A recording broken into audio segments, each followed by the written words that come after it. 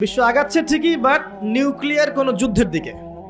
এখন বলবে ভবিষ্যৎবাণী করে দিল নিউক্লিয়ার যুদ্ধ হবেই তো বলি নাই, বলেছি হওয়ার মুখোমুখি অবস্থা দাঁড়িয়ে আছে। যে কোনো মিলিটারি অ্যাফেয়ার্স যারা পড়াশোনা করে, ভালো মানের পলিটিশিয়ান যারা যারা ইন্টেলেক্ট রাখেন মাথার মধ্যে, শিক্ষিত সমাজ এবং মিলিটারি অ্যাফেয়ার্স যারা বোঝেন, তাদেরকে জিজ্ঞাসা করে দেখেন যে আবু তো আদনান ভাই একটা লেকচারে বলেছিল যে সারা ওয়ার্ল্ড নাকি নিউক্লিয়ার যুদ্ধের দ্বারপ্রান্তে দাঁড়িয়ে আছে, কথাটা কতটুকু সত্য?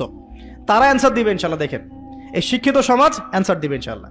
তাকে জিজ্ঞেস করতে যায় না যে বিষয়ে কোনো জ্ঞানী রাখে না। আমার কথা কি বুঝতে পারছেন?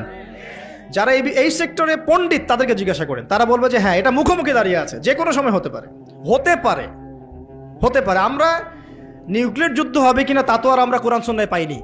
এতটুকু পেয়েছি, মালহামা হবে। কি হবে? মালহামা মানে মহাযুদ্ধ। এটা বিভিন্ন কান্ট্রির মধ্যে জড়িয়ে পড়তে পারে, আল্লাহু আ'লাম বিসসাওয়াব।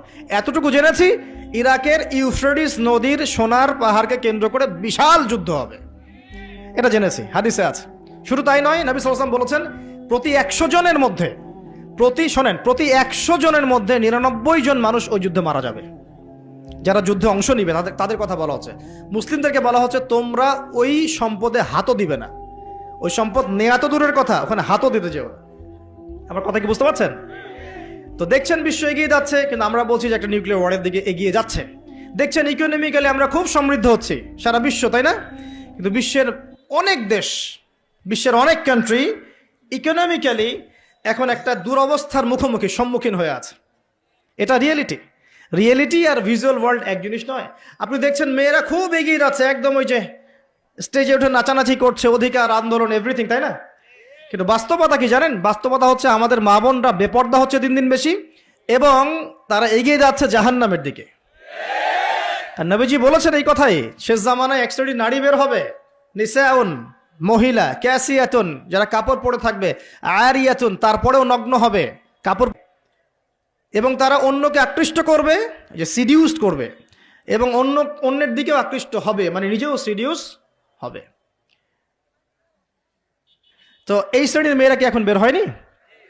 নবীজি বলেছেন এক শ্রেণীর মেয়ে বের হবে, পুরুষের পোশাক পরে থাকবে। কিসের পোশাক? পুরুষের পোশাক। এখানে শুধু বাহ্যিকভাবে পুরুষের পোশাক নয়, বাহ্যিকভাবে তো পুরুষের পোশাক পরেছেই অনেক আগেই। যার এই যে বনানী, আপনার শপিং মলস, গুলশান, ঢাকার বিগ সিটিজ, মেগা সিটিজের মেগা পয়েন্টগুলো তো যান, আপনি নিজের চোখেই দেখতে পারবেন। আপনার এখানেও আছে? আচ্ছা, যাই হোক, হ্যাঁ, থাকতেই পারে, কারণ এগুলো তো এখন ছড়িয়ে পড়েছে কিভাবে? এই যে মোবাইল ফোনের মাধ্যমে। এমন কোনো জায়গা নাই এখন, বিশ্বের এমন কোনো জায়গা নাই যেখানে